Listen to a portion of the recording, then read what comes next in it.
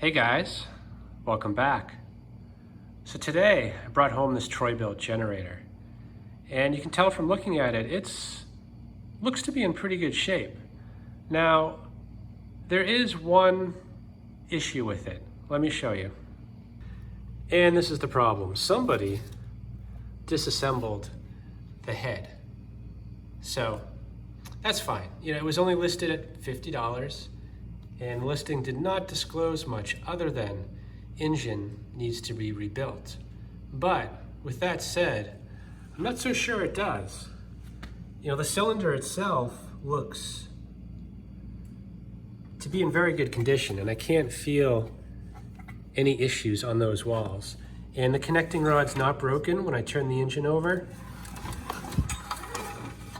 You know, piston's going up and down like it should. So most likely the bottom end is not the issue here. It's obviously, well, the fact that the top end is in a box, but I think more specifically, the intake valve is missing.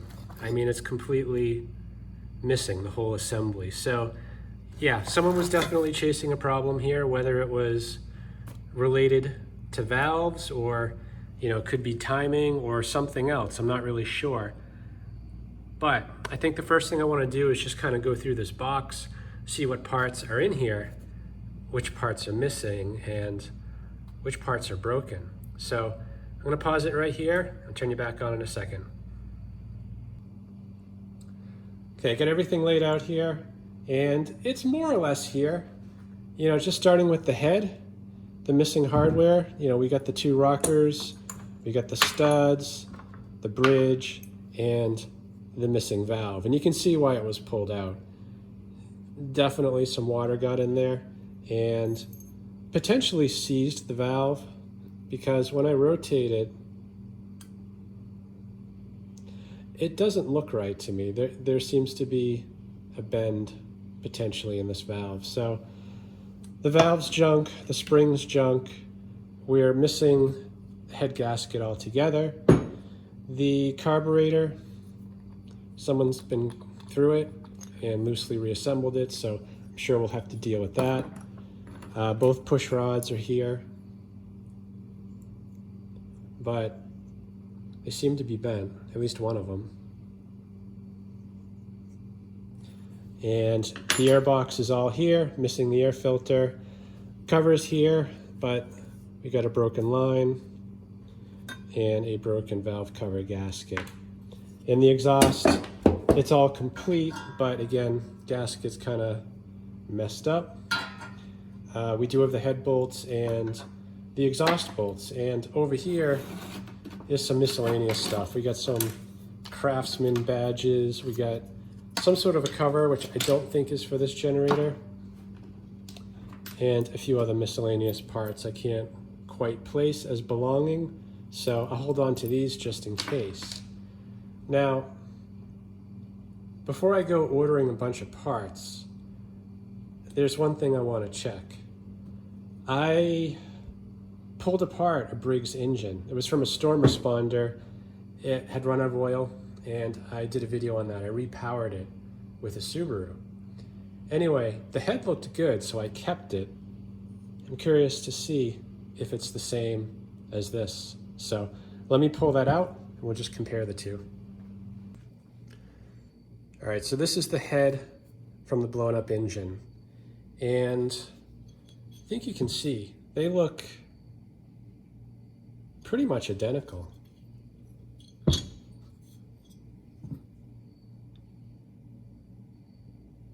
So I'm gonna look up the engine diagrams for both of these and compare the part numbers, see if they are the same. Okay, I'm happy to report these are the same part numbers. So I should be able to use this head on this generator. So I'm not gonna try fixing this. It's, I don't wanna say pointless, but I will save it. I may need it someday, but for now, you know, this one's in better shape. It still has a ripped gasket, but that's fine, at least for testing. Okay, so the order's been placed for the head gasket and valve cover gasket, but it occurs to me, I never opened this up. Potentially we need some parts here. So I want to take a quick look and order whatever we need.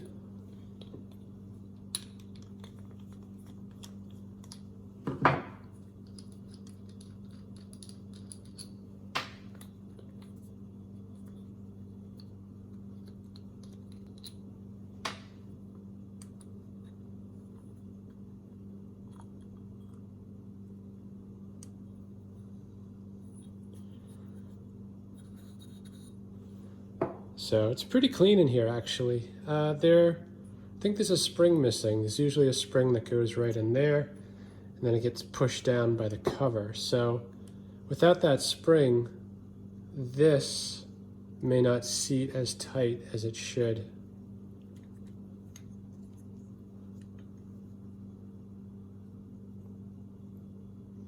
And it's kind of important that it seats tight so that all these channels work the way that they're supposed to. Anyway, this carb looks really good aside from that missing spring. So I do have two other Nicky carbs hanging around. I'm just gonna pop those open real quick and see if either one of those has the spring I need.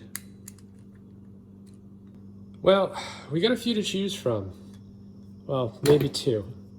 This one has a solenoid, so I don't know if the solenoid version has a spring or not. I know this carb is bad, so I'd rather pull the spring from here if it has one.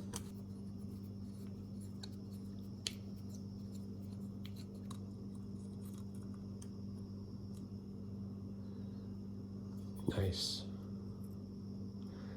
That's the spring I need.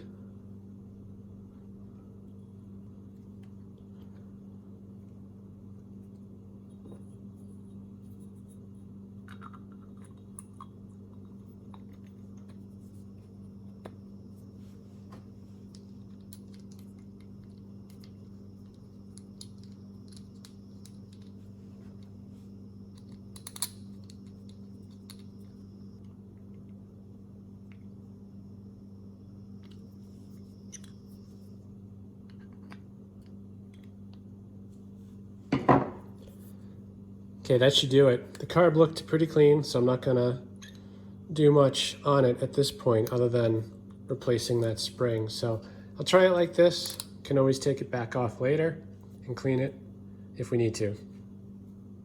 There's not a whole lot more prep work I need to do. Really, it's just cleaning the surfaces on this head as well as on the engine side.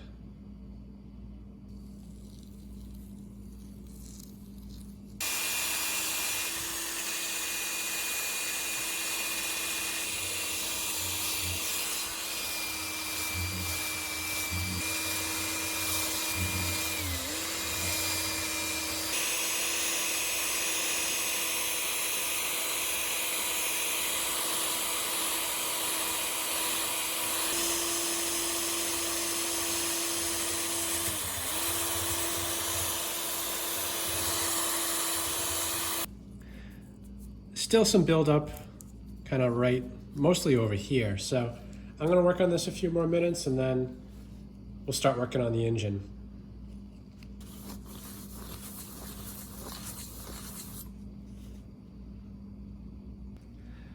I ended up pulling the fuel tank off and the heat shield, mostly because I couldn't access the top part of the head just from down here. There was too much interference going on, so with that heat shield off the way, I should be able to clean the surface up well. And this here, actually one of the pieces of hardware I wasn't sure about definitely went there. So I'm gonna pull that last bolt out, just get this tin out of the way and clean that up a bit.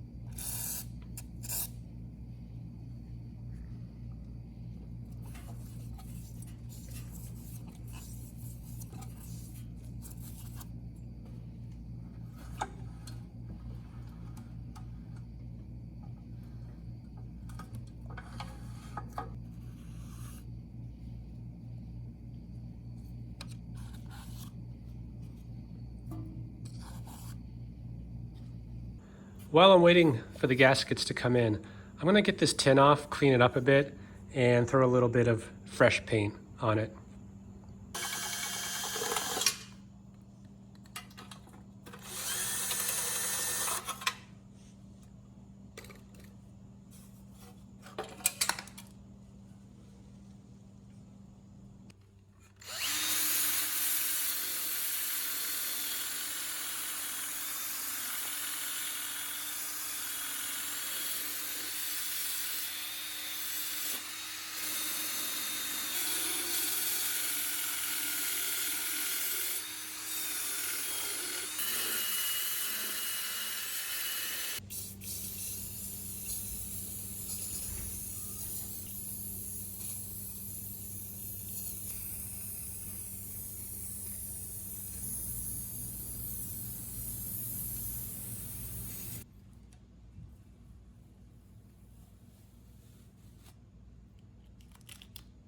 Okay, get the new head gasket here, as well as the valve cover gasket.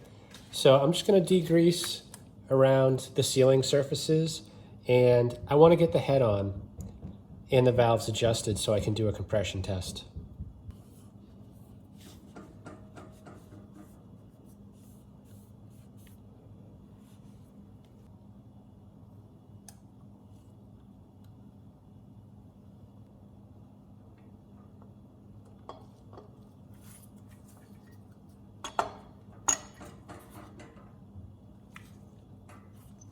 So these head bolts were just in a box. I don't know where they came from originally, so I'm gonna have to put them back kind of in random spots. But this one bolt that's black, I do know goes in the bottom left, closest to the exhaust.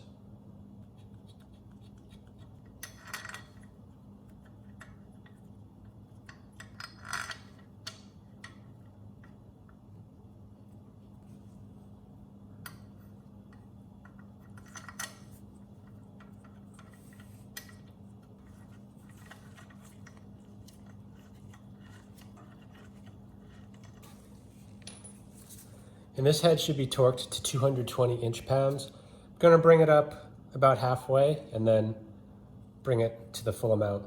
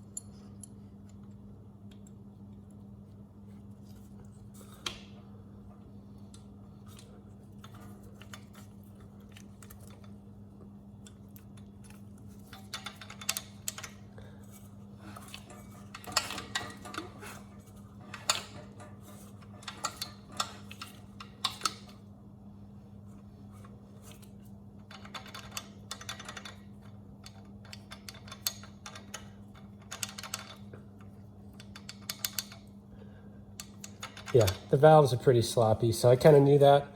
Obviously, they need to be adjusted, especially the intake. Spec calls for anywhere between 4 and 6 thousandths on each of these valves, and I used to set them around 5.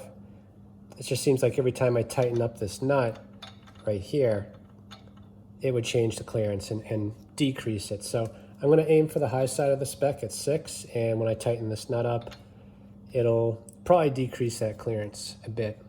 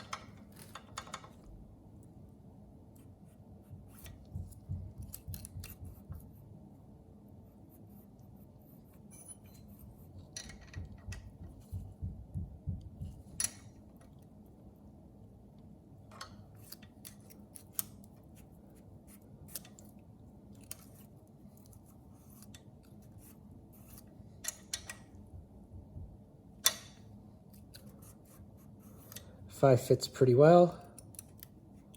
6 does not. So these should be good. Now I'm just going to rotate the engine a couple times and then double check the clearance just to make sure.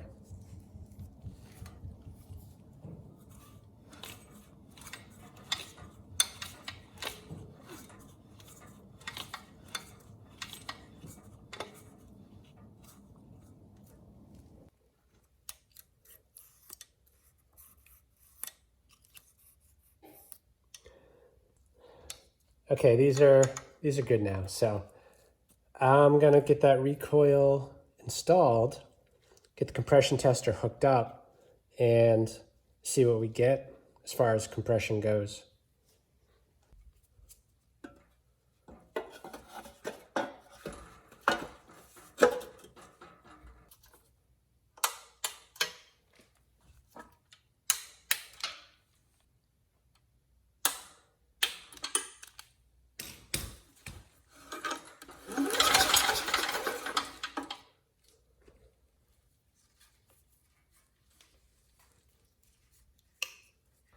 Okay, so this has a compression release, so the best we're gonna see is 60, which is fine. You know, I'd like to see that. Before, obviously it was 0 and had no chance of running. So let's see where we come in.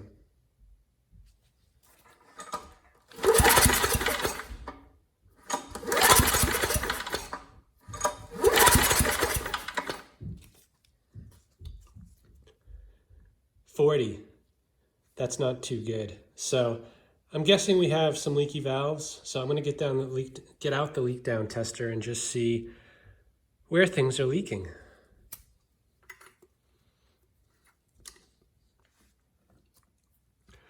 Okay, so I'm just going to zero out the gauge here on the right.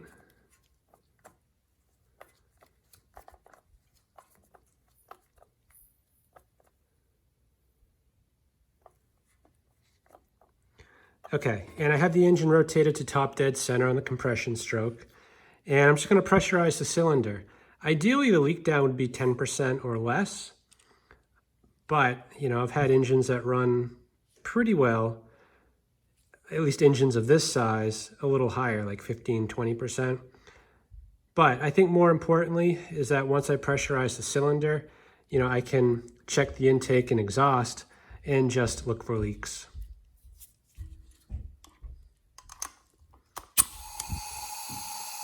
So you can see we're at about 48% leak down, and the intake's leaking.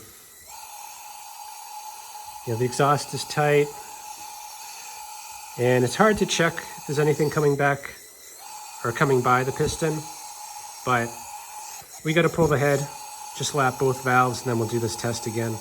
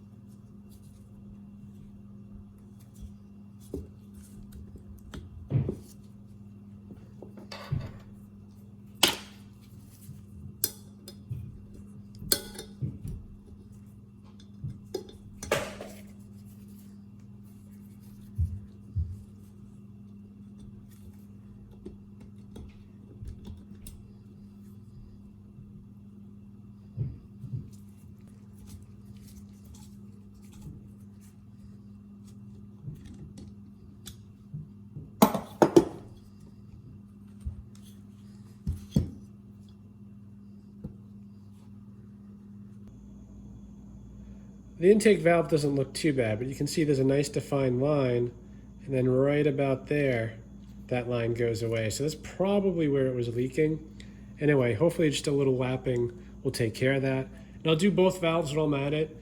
In the past, I typically only fix what's broken, but I think too many times I've put it back together just to find that the valve I lapped is fixed, and now it's building enough pressure to find out the other one's leaking. So I'll do them both.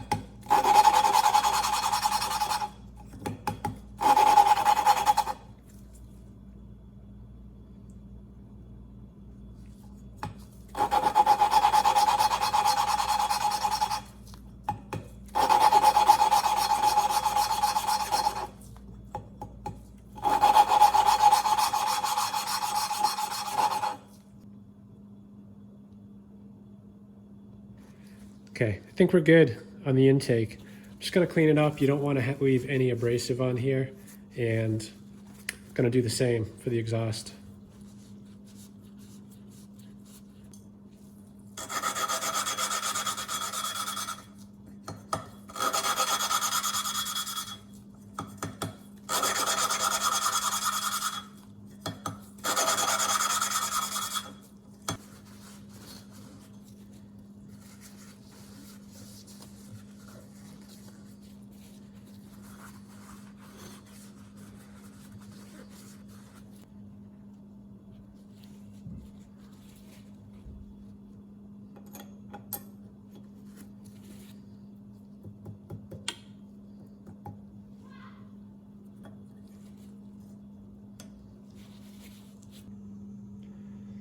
So I have the intake valve reinstalled.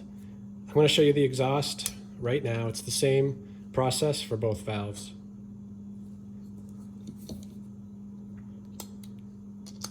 I think the biggest difference is the exhaust spring is stronger, so there's a higher chance of launching it across the shop.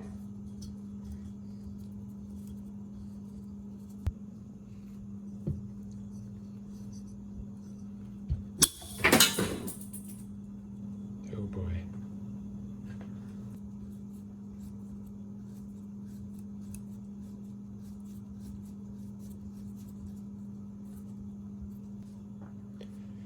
And there is a tapered end on the keeper. That's the side that goes down.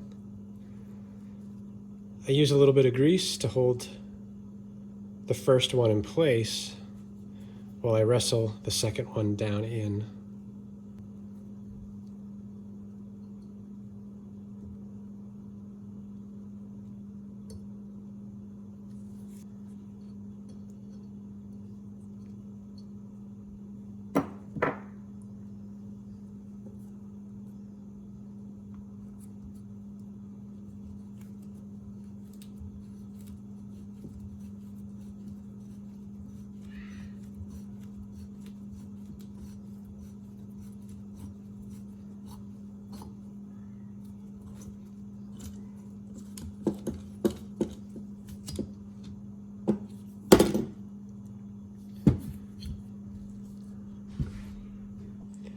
Okay, and that's it. I'm just going to bolt it back on, 220 inch-pounds, and I'll turn you back on when we're ready to do another leak down test. Okay, get the gauge zeroed out again. We're at top dead center like before. Let's see if we can do any better. I think last time we were at somewhere around 45% leak down.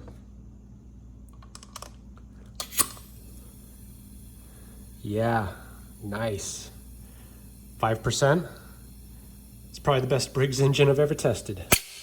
I'll take that.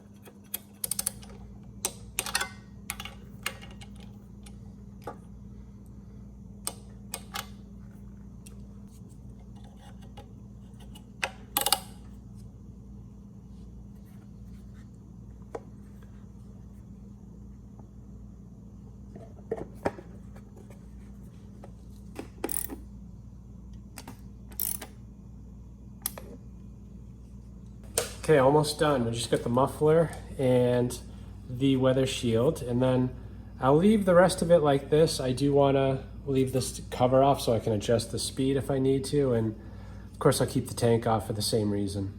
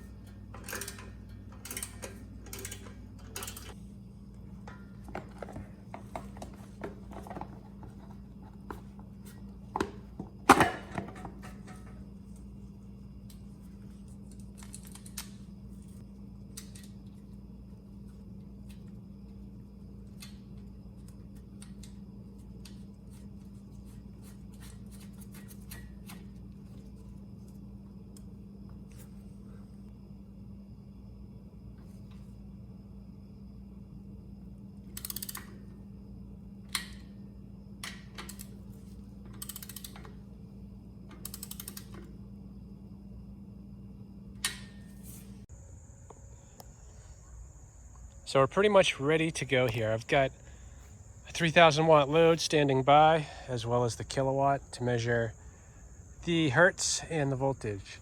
Now, I'm gonna hook up this tank, just put a little bit of fuel in there, just enough to run it, get it warmed up, make sure the engine's not running too fast, that it makes power and responds well to a load. And I did double check the oil earlier, but I didn't show you guys.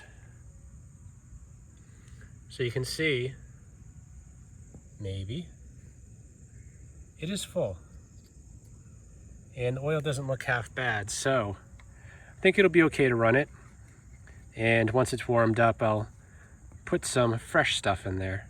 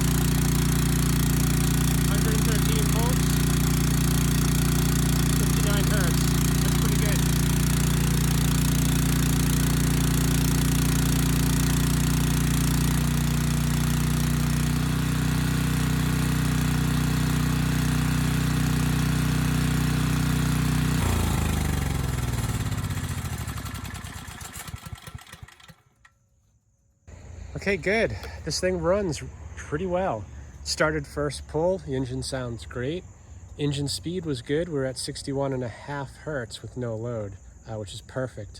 and even loaded up to 4,500 watts, it maintained around 59 hertz. So that's about as good as you can expect for something like this. Now, the voltage is a little different, but that's okay. There's no AVR in this generator, so that's what you're gonna see. With no load, the voltage will be on the high side of okay, and under a load, it's kind of on the low side of okay. So we were at 129 volts with no load, and about 112, 113 volts loaded up. And that's what you're gonna see on something like this. All it has is a bridge rectifier and nothing to kind of smooth out the power to 120 volts. But yeah, I mean, this thing, there's really nothing else to do other than get that heat shield back on, throw the tank on, and maybe, well, definitely change the oil. I'll do that right now while it's hot.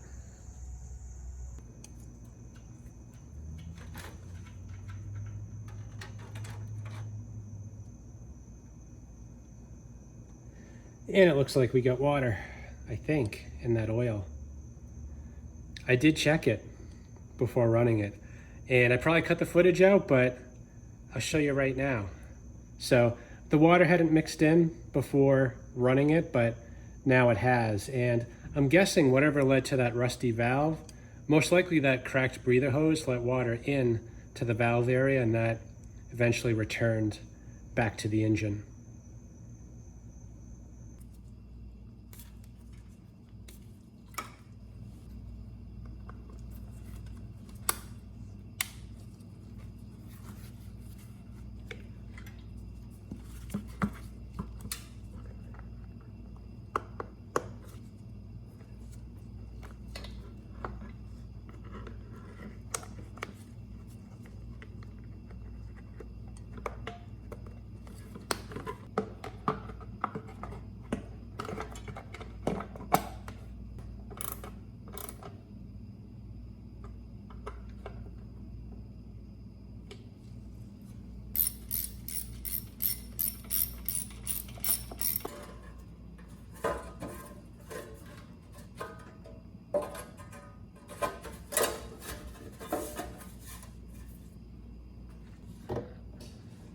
Well, this is a slight oversight.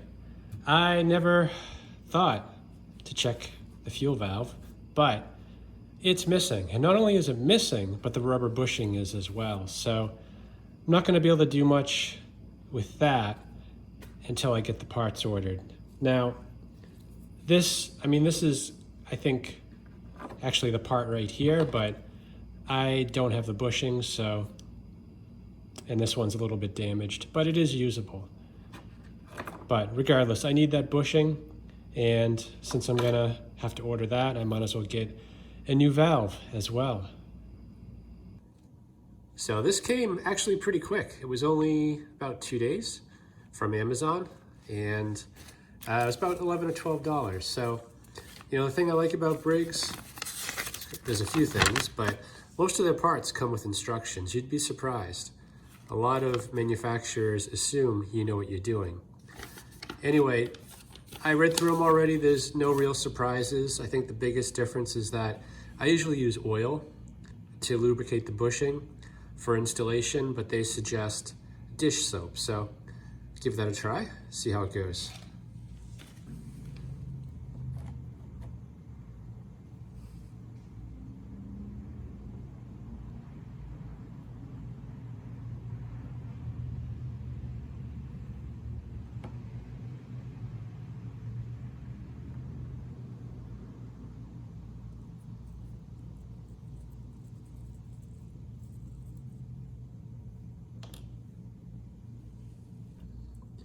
So you only want to install the bushing up until the taper, and then you want to insert this here and push it the rest of the way.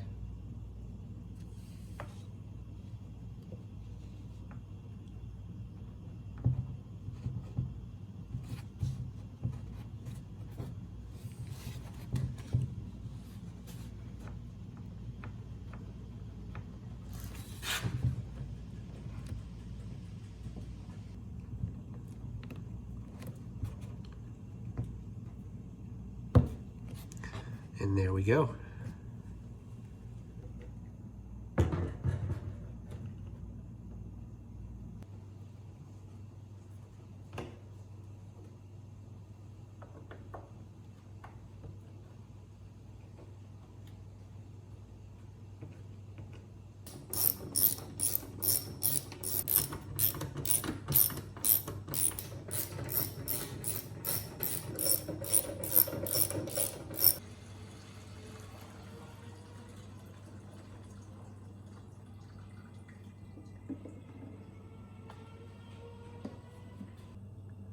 put a few gallons in the tank and just checking for leaks, and you can see we're looking pretty good. So just need to run a fuel line down to the carb, and this thing is done.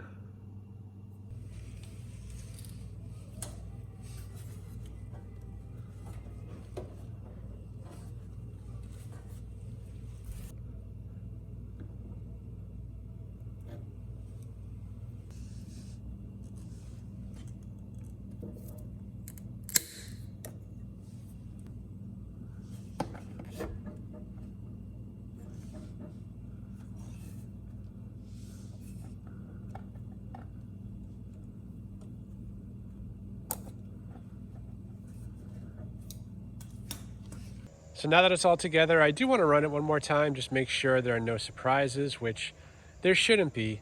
Also need to warm the engine up again. I do have to change that oil at least one more time to make sure all that water's out of there.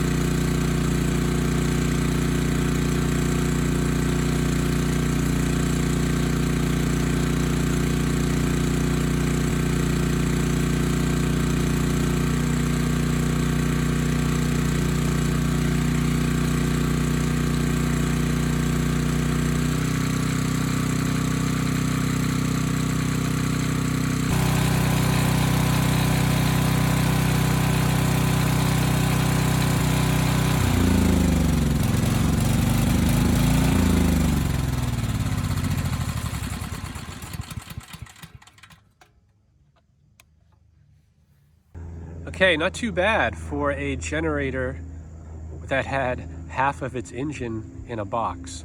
So this thing, it starts first pull, runs pretty well, and can handle a 3,000 watt load without issue. Now at one point, I did see the engine shaking periodically, which tells me it is missing or misfiring a bit. And I was concerned maybe it wasn't getting enough fuel. So I did add an additional 1,500 watt load and ran that for a bit, and no issues really. So, I'm pretty satisfied with the way this is running considering where we started. And, I think I'm going to end the video here. I hope this helps someone. Thanks for watching.